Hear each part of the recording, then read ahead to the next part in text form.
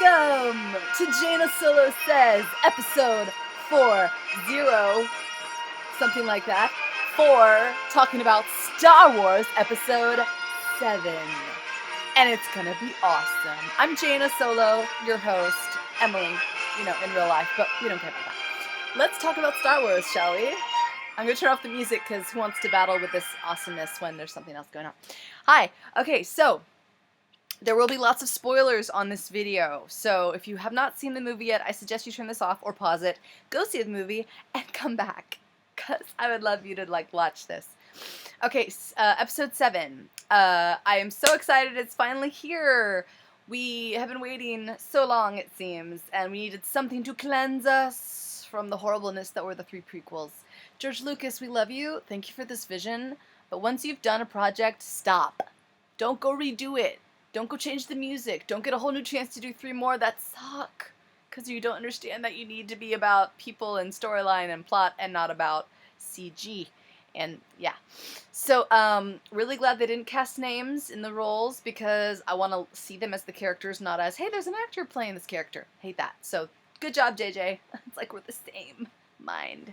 The movie was really great. I give it like a solid A-. It didn't blow me out of the water, but I had both really high and really low expectations at the same time. Hard to explain.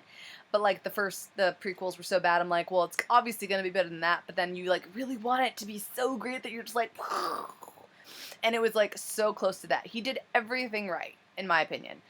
But I'm also really glad it's an A-, not A+, because then it makes me feel like maybe the second and third ones will be even better. It'll just keep getting more awesome. Anyway, down to the story. Love these characters. Finn, I love that he didn't have a name, and so one of the rebels gives him one, and I think that's awesome. And then his journey, have no trouble that he's black. I don't know who those people are who have an issue they're stupid. But by the grace of God, go you. And I love that he's funny. I needed one character to be funny. So in a way, he's kind of like a Han Solo character, trying to run away, trying to just escape, and live his own life, but he's funny, and so he's kind of the comic relief. I love that Rey, the girl, main character, is a scavenger, lives on a desert planet, kind of like Luke did in the beginning. It paralleled the old movies almost exactly in so many ways. Hey, look, a girl who's wants to, is living on a person living on a desert planet and gets swept into the rebellion, and look, and doesn't know that they have the Force.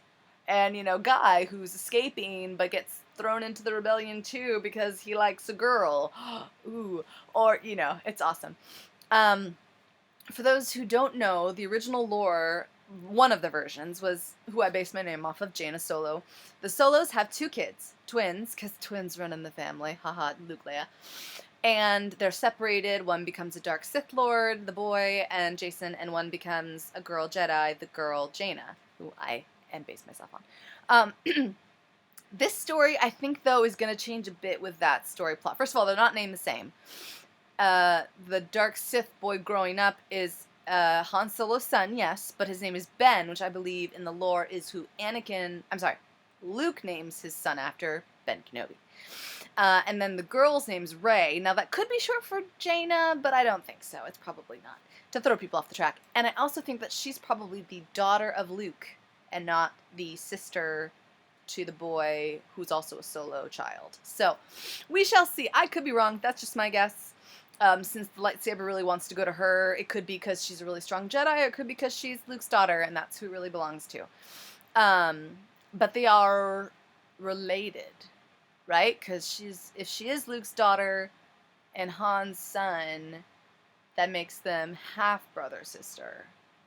Okay. So I was thinking maybe they want to do a romantic angle, but I'm like, if they do that, that's going to be kind of weird because they are still related, just not as closely. Anyway. Love that the Ben character, the Sith Lord Ren, takes off his mask. Darth Vader obviously couldn't. It was what had kept him, from dying or whatever. This character wears it like a mask of something he aspires to be, like a Batman mask. And I kind of like that. For 2 reasons. One, it shows what he's desperately trying to be, which is a personification of the evil he wants to embody, or the dark side, maybe not evil in his mind, that he wants to embody. Secondly, he takes off his mask a few times because people keep commenting on it, and it's great because it shows more emotion, like what he's fighting, and when he's trying to get like the information out of those people's heads, I feel like it affects him. So I think that when he delves into people's minds to get information, he not only gets the information, but also gets maybe their feelings, and so he's affected by it, and that makes it more of a struggle when he uses his powers, more of a contrast, because maybe he's being flooded with things he doesn't want to feel or think about, but they affect him. So that's kind of cool. I like that. I like how they took a lot of the original stuff and made it the new characters doing it, or they switched who does it, or so the girl's flying the Millennium Falcon. They're running to catch a thing, and he's like, well, should we take that ship? And she's like, that's garbage. And then their ship blows up. She's like, but it'll do. And it's the Millennium Falcon. And I'm like, ah! And I kind of originally thought that maybe the three main characters, Luke, Leia, and Han, were all going to die in the first one. Maybe not Luke, because he's kind of, I think, needed, to train whoever's going to be next, because I assume that's what's needed.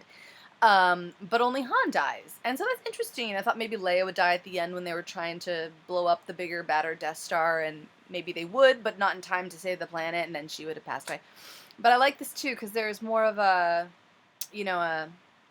places, I guess, for the story to go. I don't want to talk about this all day, because I totally could. Love that R2's back. Love BB-8. He's kind of like R2's baby cousin or something, and he's adorable. What's up with C-3PO's red arm, though? That was kind of weird, but interesting, I guess. Leave your comments below. Let me know what you guys think. And we can also, say, what's the next movie going to be about? Thanks for tuning in to Jaina Solo. It was a good movie. Go see it.